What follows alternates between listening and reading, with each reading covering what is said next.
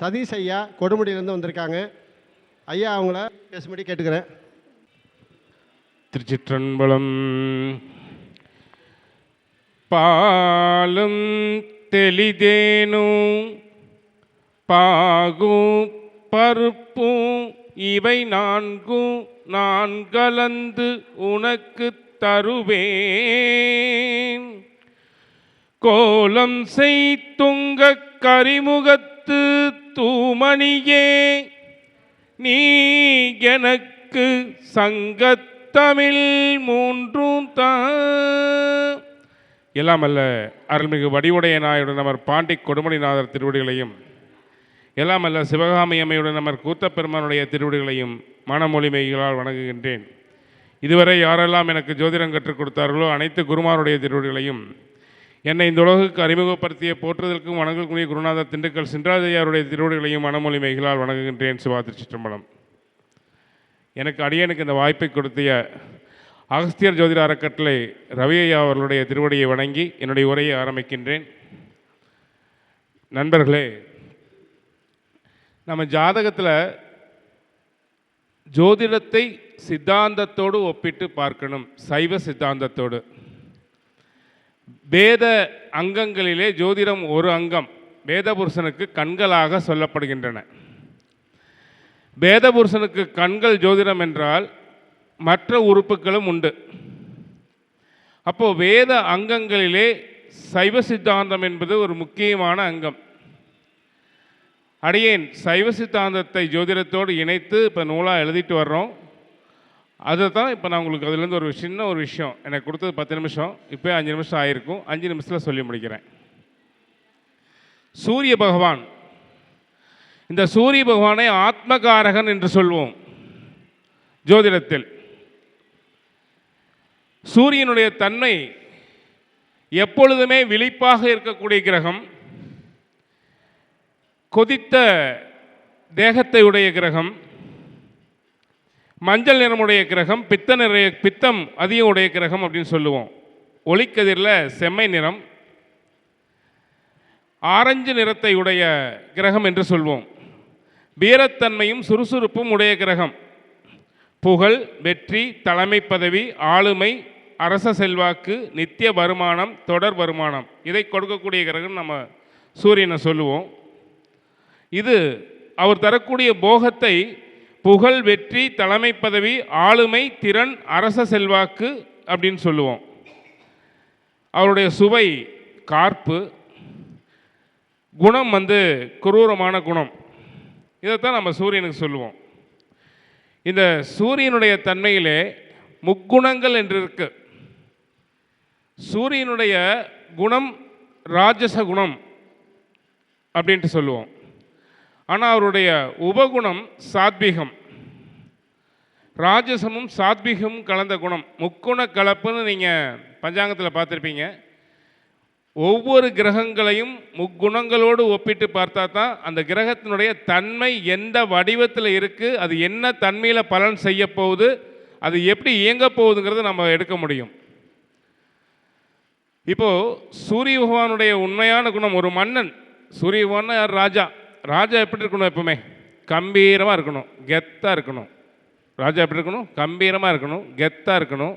அந்த ராஜாவுக்குரிய அப்படியே ஆஜானுபவமாக இருக்கணும். அதனால தான் அவருடைய குணம் ராஜச குணம். அதே ராஜாவுக்கு நல்ல ராஜாவாக இருக்கணும், எப்படி இருக்கணும்? கருணை இருக்கணும். ராஜாவுக்கு கருணை இருக்கணும்.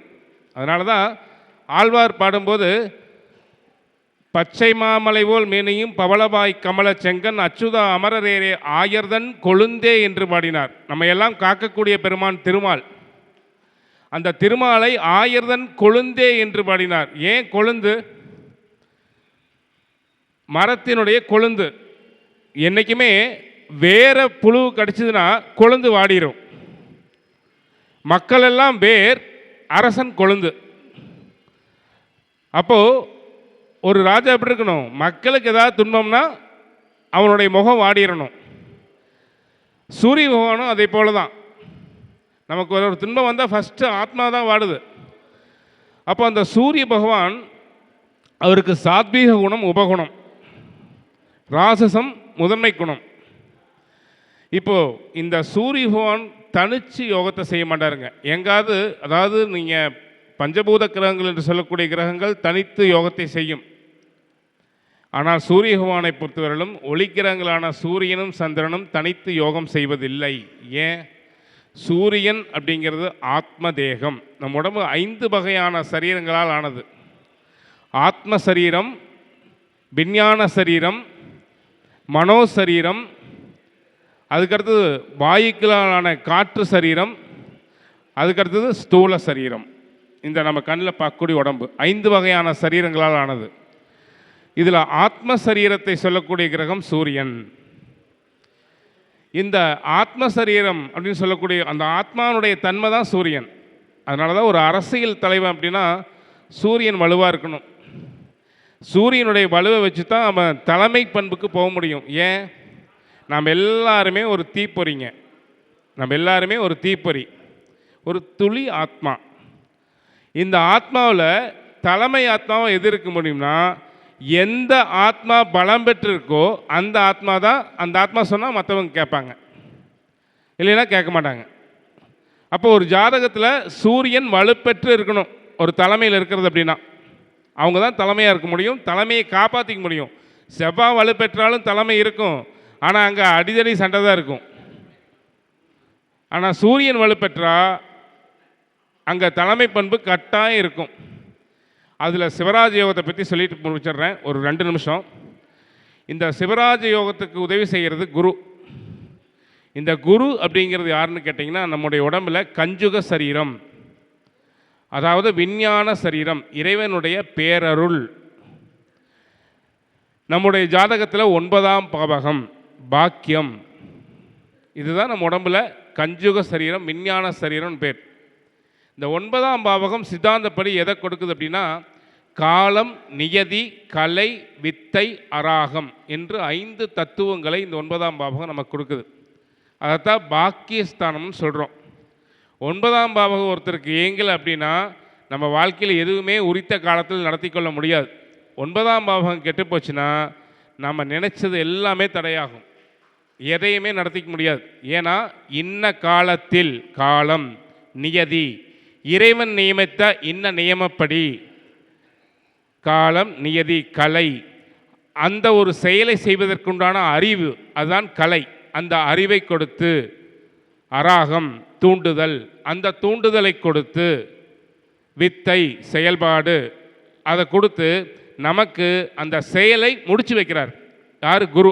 அதனால தான் கோச்சாரத்தில் குருவுக்கு அவ்வளவு மதிப்பு. குருபலம் வந்துருச்சாங்கிறோம், சுக்கிரனை குரு பார்க்குதாங்கிறோம். வீடு வாங்கணும்னா, வேலை கிடைக்கணும்னா சனியை குரு பார்க்குதாங்கிறோம், சனி மேலே குரு போகுதாங்கிறோம். ஏன் குருவுக்கு அவ்வளவு ஒரு தன்மை?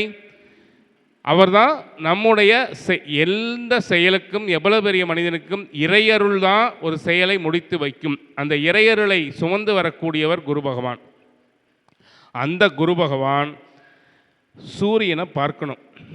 ஒரு லக்னத்திற்கு சூரியன் பலம் பெற்று நிற்கணும், நட்பு ஸ்தான நண்பராக இருக்கணும், அல்லது குருவாது நண்பராக இருக்கணும்.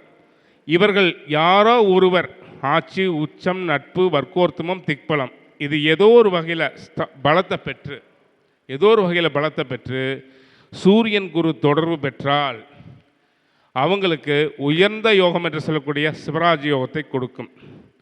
அந்த யோகம் என்ன செய்யும்? கோயில் கட்டக்கூடிய அமைப்பு, மிகப்பெரிய தலைமை பதவி, நிறைய கும்பாபிஷேகங்கள் செய்யக்கூடிய வாய்ப்பு, அவங்க சொன்னால் யாரும் தட்டி பேச மாட்டாங்க, அரசியலில் பெரும் தலைவர்களாக வரக்கூடிய அமைப்பு.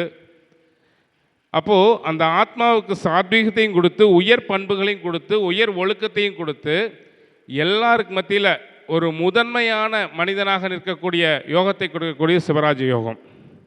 அந்த யோகம் உள்ளவங்க மிகப்பெரிய, நீங்கள் அரசியல்வாதியுடைய ஜாதத்தை பாருங்கள், மிகப்பெரிய லெவலில் மக்கள் மத்தியில் பேர் பெற்றவங்க, மிகப்பெரிய மத்தியில் பொது சேவை செஞ்சவங்க, மிகப்பெரிய மத்தியில் தொண்டு உள்ளம் கொண்டவங்க, எல்லாருக்கும் சிவராஜ் யோகம் இருக்கும்.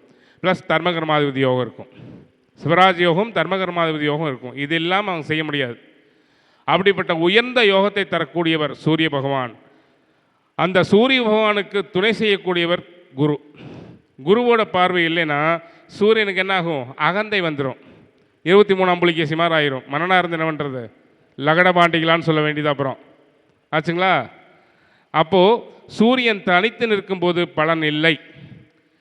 அதுவே ஒரு சுப கிரகத்துடன் இன்னொரு கிரகத்துடன் சேரும் பொழுது சுபத்தன்மையுள்ள தன்மை பெறும் பொழுதுதான் அந்த சூரியன் மிகப்பெரிய நமக்கு பலனை கொடுக்கிறார் என்று சொல்லி இன்னைக்கு நேரம் பத்தில், அதனால் சொல்ல வந்த செய்தியை சொல்ல முடியல. எனக்கு கொடுத்த நேரத்தில் என்னால் முடிந்த உரையை சொல்லியிருக்கேன். நன்றி, வணக்கம். சிவாதிருச்சிற்றம்பலம். மண்ணில் நல்ல வண்ணம் வாழலாம் வைகிலும் எண்ணில் நல்கதைக்கு யாதுமோர் குறைவில்லாமல் அனைவரும் எல்லா நலனையும் பெற்று இன்புற்று வாழ வேண்டும் என்று எல்லா வல்ல மகுட பெருமானை வேண்டிக் கொள்கிறேன். சிவாதிருச்சிற்றம்பலம்.